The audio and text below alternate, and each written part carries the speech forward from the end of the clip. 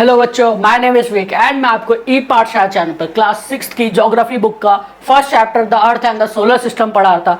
ये वीडियो का third part है। अगर आपने इसके पहले के दो पार्ट नहीं देखे तो सबसे पहले उसे चेकआउट कीजिए और जितने भी आपको डाउट है आप सारी चीजें यहाँ पे क्लियर कर सकते हैं। तो चलिए स्टार्ट करते हैं। हमने पिछले पार्ट्स में पढ़ा था प्लेनेट के बारे में, अर्थ के बारे में, और इस पार्ट में हम पढ़ेंगे मून के बारे में और एस्ट्रॉइड के बारे में। तो चलिए स्टार्ट करते हैं इस पार्ट को। इस पार्ट में हम पहले पढ़ेंगे मून के बारे में। किसके बारे में? मून के बारे में। अब मून, आप सबको बचपन में बहुत सारी स्टोरियां सुनाई गई होगी चंदा मामा की, और बहुत सारी इन पे पोएम्स बनी है। और अगर आप एनसीईआरटी बुक से पढ़ते तो आपको जरूर याद होगा, आपके हिंदी बुक में, रिमझिम बुक में, एक चांद वाली अम्मा थी जो झाड़ू लेकर कहां चली गई थी? चांद पर। तो वो रियलिटी नहीं है, वो एक स्टोरी थी। तो अब आप समझ सकते हैं कि हमारे पूरे कंट्री में चांद को कितना कितना इंपॉर्टेंस दिया जाता है। क्यों? क्योंकि इसके लिए हमारे पास काफी सारी स्टोरीज है, पोएम्स है, हाँ। और एक चांद को एक खूबसूरती का प्रतीक माना जाता है। क्या? ब्यूटीफुलनेस की एक प्रतीक माना जाता है, खूबसूरती का प्रतीक चांद को माना जाता है। आई होप आप सबने सुना भी होगा कि आप चांद जितने खूबसूरत लग रहे हैं। तो चलिए स्टार्ट करते हैं। Our earth has only one satellite. अब हमारे अर्थ के पास एक इकलौती नेचुरल सैटेलाइट है। क्या? Natural satellite. और वो नेचुरल सैटेलाइट क्या है? मून। क्या है? Moon. The earth has only one and only natural satellite that is known as moon. ठीक है, हमारे अर्थ पे सिर्फ एक नेचुरल सैटेलाइट है। क्या है वो? मून। बाकी प्लेनेट के कंपैरिजन करें तो कुछ कुछ प्लेनेट्स ऐसे हैं जिन पे 200 प्लस मून्स है, बट अपने अर्थ पे कितना? सिर्फ एक मून है। आगे देखते हैं। Its diameter is only 1/4 of the earth. यानी कि अर्थ का 25%, आप पूरे अर्थ का 25% जितना साइज होगा उतना साइज किसका है? मून का। यानी कि इसमें बताया गया 1/4। आपने मैथ्स में पढ़ा होगा 1/4 क्या होता है? 1/4 को 1/4 कहा जाता है। तो जो मून है वो 1/4 पार्ट है अर्थ का। इतना बड़ा इसका साइज है। तो आप उससे एग्जांपल लगा सकते हैं कि अर्थ इसके साइज में 3-4 गुना बड़ा है। मून से 4 गुना बड़ा क्या है? अर्थ। आगे देखते हैं। It appears so big because it is near to our planet than the other celestial bodies. It's about 384,400 kilometre away from us. अब आप कहोगे कि जब ये क्या कहते हैं सन से छोटा है, बाकी प्लेनेट से छोटा है, तो ये सिर्फ बड़ा क्यों दिखाई देता है? सन क्यों नहीं दिखाई देता?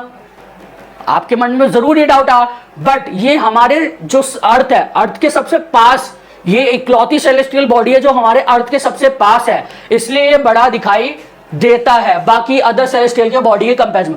और इसका डिस्टेंस कितना है अर्थ से? 3,84,400 किलोमीटर, जो कि ज्यादा नहीं है एज कंपेयर सन। सन का आपने देखा था 150 मिलियन किलोमीटर था डिस्टेंस, और इसका सिर्फ 3,84,400 है। ठीक है, आई होप आप सबको सारी चीजें समझ आ रही है।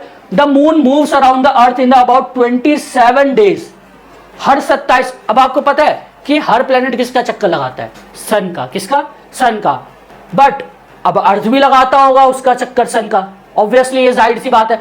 बट जो मून होता है वो मून किसका चक्कर लगाता है? सन का नहीं, मून लगाता है अर्थ का चक्कर। किसका?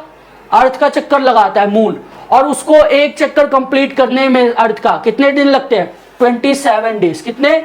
27 डेज लगते हैं। It takes exactly the same time to complete one spin.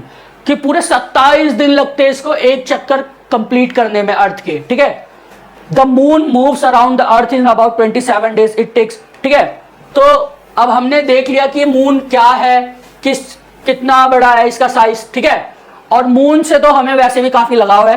क्यों? क्योंकि हमने बहुत सारी स्टोरी में पढ़ा, ये हमारे चंदा मामा है, हमने इनके बारे में पढ़ा। आपको जरूर पढ़ के इनके बारे में मजा आया हो। तो अब हम देखते हैं एस्ट्रॉइड्स के बारे में। किसके बारे में?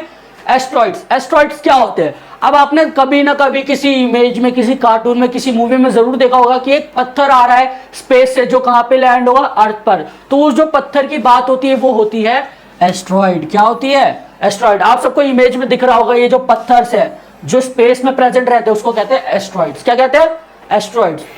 Apart from the stars, planets और बाकी सैटेलाइट को छोड़ के कुछ छोटे छोटे टाइनी बॉडीज होते हैं जो स्पेस में मूव करते रहते हैं, जो स्पेस में मूव करते रहते हैं सन के आसपास। उन बॉडी को क्या कहा जाता है?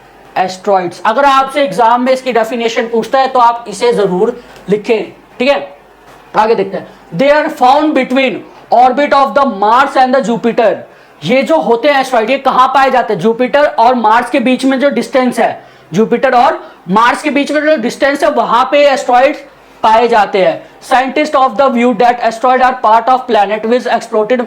अब साइंटिस्ट का क्या मानना है कि जो एस्ट्रॉइड है ये किसी प्लैनेट के पार्ट हुआ करते हैं जो काफी सालों पहले फट चुके या टूट चुके, जिसकी वजह से अब ये स्पेस में ही घूम रहे हैं। ठीक है, तो इस पार्ट में इतना था। आई होप आपको ये सारी चीजें समझ आई होगी। अगर आपको कोई भी डाउट लगता है तो आप हमारे इंस्टाग्राम पेज ई पाठशाला पर हमें डीएम करके पूछ सकते हैं या हमें कमेंट सेक्शन में सारी चीजें पूछ सकते हैं।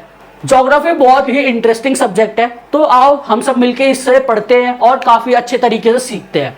तो इस पार्ट में इतना था, नेक्स्ट पार्ट बहुत जल्दी आएगा। तो जय हिंद, जय भारत, फिर मिलते हैं।